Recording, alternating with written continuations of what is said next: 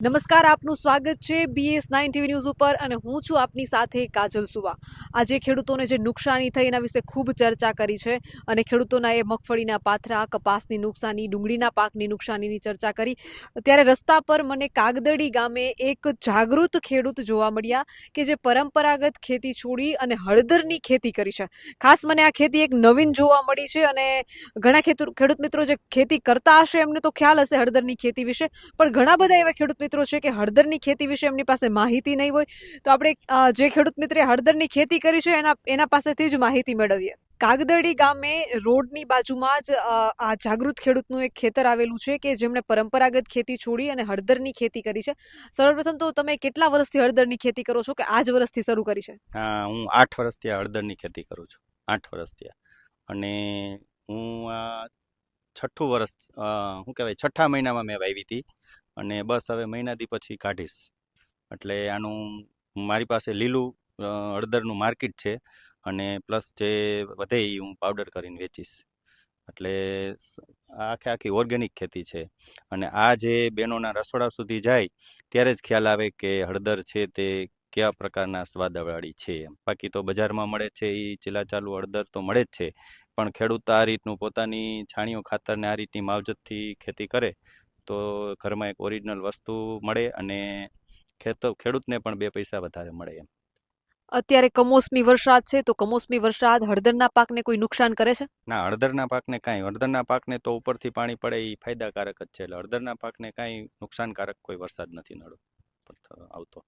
અને ખાસ મારે એ જાણવું છે કે લીલી હળદરનો શું ભાવ રહે છે અને એક વીઘા દીઠ કેટલું ઉત્પાદન થાય છે?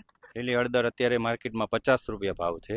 પછી તો એ દુકાનદારો છે અને થડાવાળા છે એ તો એની રીતના છૂટક ભાવ વેચતા હોય, પણ અમને અત્યારે 50 રૂપિયા પર કેજી એ વેચાણ થાય છે। અને હળદર જો સારી હોય, સારી ક્વોલિટીની બને અને સારા માવજતથી વસ્તુ તૈયાર થાય તો એ 150-200 મણ વીઘે નીકળે છે।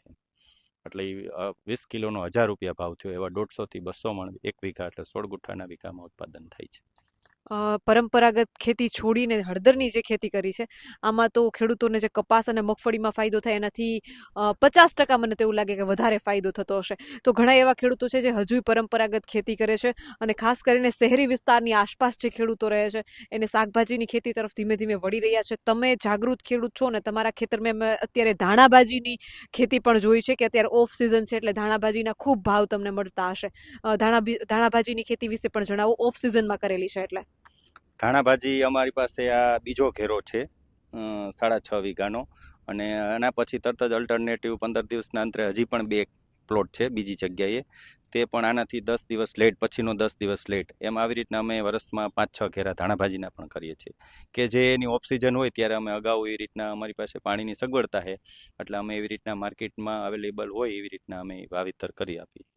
અને અત્યારે આના ભાવ સારા છે, 600 રૂપિયા 20 કિલોનો ભાવ આવે છે, એટલે અમે ડેલી 40-50 મણ ઉપાડીને અમારી રીતે જવા દઈએ છીએ।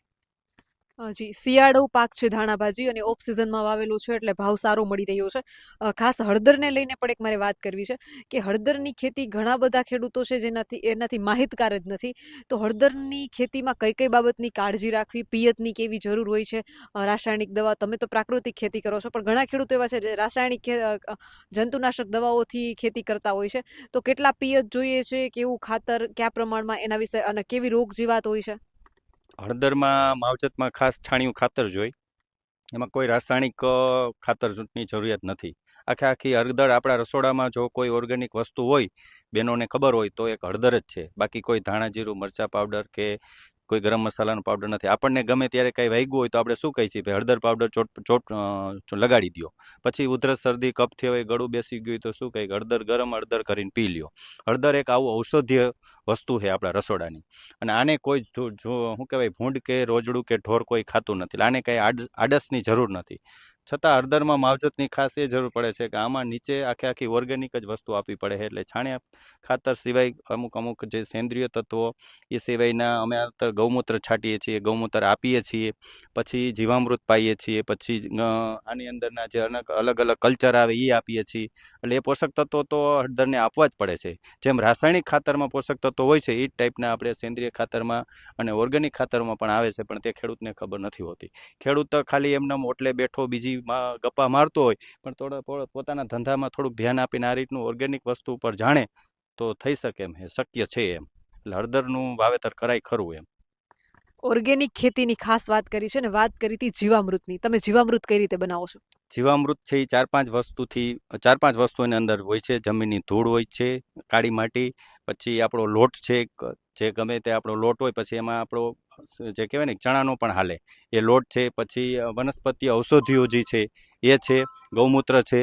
આ રીતની 4-5 વસ્તુ બનાવી અને જીવામૃતને છે ને સડવા દેવું પડે છે, ઘટ થવા દેવું પડે છે, અને પછી 15 દિવસ 20 દિવસના અંતરે તમે બાય ડ્રીપ અથવા ઉપર પણ છંટકાવ કરીને આપી શકો છો. ગૌમૂત્રની પણ ખાસ વાત કરી છે. ઘણા બધા ખેડૂતો એવા છે કે જેમને ખબર જ નહીં હોય કે રાસાયણિક દવાની જગ્યાએ ગૌમૂત્રનો છંટકાવ કરીને પણ જંતુ અને કીટકોથી પાકને બચાવી શકાય છે. ગૌમૂત્રનું એક વિશેષ મહત્વ છે, એના વિશે ખાસ મને જણાવો. ગૌમૂત્રથી ગાય એક આપણે રાષ્ટ્રીય પ્રાણી છે અને આપણું છે આપણી ઘરે હોવું જોઈએ. કહેવાય છે કે આપણા ઋષિઓ એમ કીધું છે ગાય પાસે જઈને તો ગાય આપણે માનો દરજ્જો આપીએ કે ગાય છે ને ધણી એટલે માલિક હોય ને એને કહી દઈએ કે આની અંદર શું ઘટે છે, શું ઘટે એટલે આપણા શરીરમાં શું ઘટે છે અથવા આપણી આવકમાં એટલે જે ખેતીમાં શું ઘટે નહીં, ગાય એ ટાઈપના પોષક તત્વો એના દૂધ દ્વારા અથવા અર્ક એટલે કે મૂત્ર દ્વારા એને આપણને હે ને અર્ક આપી દઈએ, એટલે એ આપણે કોઈ બહારથી લેવાની જરૂર નથી એમ. એટલે ગાયનું દૂધ પણ અત્યારે હે ને ઓર્ગેનિક જે દવા જે કહે ને કે આયુર્વેદ દવા જે પીતો હોય ને એને ડૉક્ટર એમ કહે છે ગાયનું દૂધ અને એક વખત ઘી સર્ક્યુલેશનમાં 1 મહિના પછી શરીરમાં સર્ક્યુલેશન ચાલુ થઈ જાય ને પછી એને બીજી ઔષધિ લેવાની જરૂર નથી. આટલું ગાયનું દૂધ અને ઘી ગુણકાર છે. એ જ રીતનું ગૌમૂત્ર અને છાણ પણ ગાયનું એવી રીતનું છે કે એક વખત એનું સર્ક્યુલેશન જમીનને આપી દીધું પછી જમીન જ ઓટોમેટિક એની અર્ક એની બધા તત્વો એને લેવા માંડે. એટલે ગાય તેથી જ આપણે એને માતા કીધી એમ. એટલે આપણું રાષ્ટ્રીય પ્રાણી છે. પણ એ ખેડૂતોને નથી ખબર, એટલે બીજા પશુઓ ગમતા હશે પણ ગાય નથી. પણ ગાય ખરેખર આ રીતનું આપણી માનો દરજ્જો આપણે આપ્યો છે તો ગાય પાસે આવા ગુણ છે. ખાસ હળદરની ખેતીની વાત થઈ રહી છે તો હળદર જે છે કંદમૂળ પ્રકારનો પાક છે કે જે મૂળથી થડમાં થાય છે. તો આટલો મોટા છોડ છે તો ખેતીમાં ક્યાંક ને ક્યાંક ખેડૂતો મગફળી કે તેલીબિયા વાવતા હોય ત્યારે એવી ચર્ચા થતી હોય કે જમીનને શોષી લેશે, પોષક તત્વોને ચૂસી લેશે. તો હળદરથી તું જમીનનું શોષણ કે ચૂસી લે એવા પ્રકારની કોઈ બાબત ઊભી થાય છે? હળદરને તો ભલે કોઈ બધી વસ્તુ વાવી એટલે ચૂસી લે છે, પણ હળદર એક ઓર્ગેનિક જ છે એટલે જમીનને પાછી ઓર્ગેનિક બનાવી દે છે. કેમ કે હળદરમાં તમે બીજે કોઈ રાસાયણિક આપવાની જરૂર નથી. હળદરને આપણે ઉપરથી કોઈ રાસાયણિક છંટકાવની જ જરૂર નથી. હળદર પાક એવો છે કે તમે આને ઓર્ગેનિક ન કરો તો પણ ઓર્ગેનિક બની જાય, કેમ કે એની અંદર કોઈ રોગ જ નથી આવતા. એટલે હળદરની ખેતી ગાંઠની તમારે ઓર્ગેનિક બની જાય. હળદર કોઈ રાસાયણિક ખેતી કરતું હોય તો એ ફરજિયાત ઓર્ગેનિક બની જાય, એટલે એની જમીન સુધરી જાય એમ. એટલે હળદરમાં કોઈ હળદરના પાકમાં કોઈ એવા રોગ જ જીવાત જ નથી આવતા. જેમ કે ઈયળ નો આવે, કોઈ મોલોમસી નો આવે, કોઈ બી વસ્તુ હળદરના પાકમાં આવતી નથી. એટલે એ હળદરને આખી ઓર્ગેનિક પાક બની ગયો, એટલે એમાં કોઈ છંટકાવ ન થયો, એટલે જમીન તમારી આખી સુધરી જ ગઈ. કેટલા પિયત જોઈએ છે? હળદરને એમ માનો ને તમે 6ઠા મહિનામાં વાવી હોય ને એટલે અત્યારે 12મા મહિના સુધી 11મા-12મા મહિના સુધી પિયત તો જોઈએ જ એમ. હળદરને 12મા મહિના સુધી પિયત જોઈએ, એટલે કપાસ જેટલો પાક છે લાંબો એમ. 7-8 મહિનાનું પાણી જોઈએ, અને પીએચ પણ એનું છે ને સારું, એટલે કે મીઠું પાણી જોઈએ. એમાં બોરનું અથવા નબળું પાણી ન ચાલે. તો ઓછા પાણીવાળા વિસ્તારમાં હળદરનો પાક ન લઈ શકાય જરૂરથી. અને જેને પાણીની ગુણવત્તા સારી છે, સારું પાણી છે જે વિસ્તારોમાં, તે ખેડૂતો જરૂરથી હળદરનું વાવેતર કરી શકે છે.